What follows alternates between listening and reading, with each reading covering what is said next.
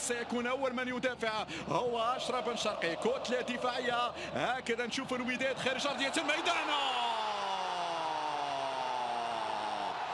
هدف آلاوي مبكر، هدف آلاوي مبكر. مؤمن زكريا هنا.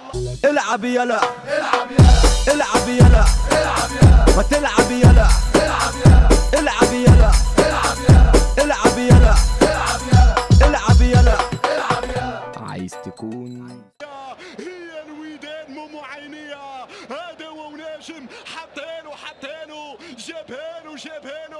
جابها له ديبالا المغرب، ديبالا الوداد. هكذا لقبوه.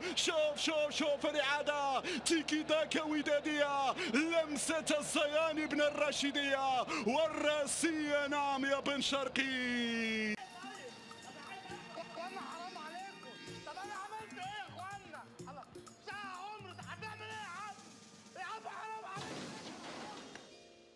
ماشي بن ادمين ماشي.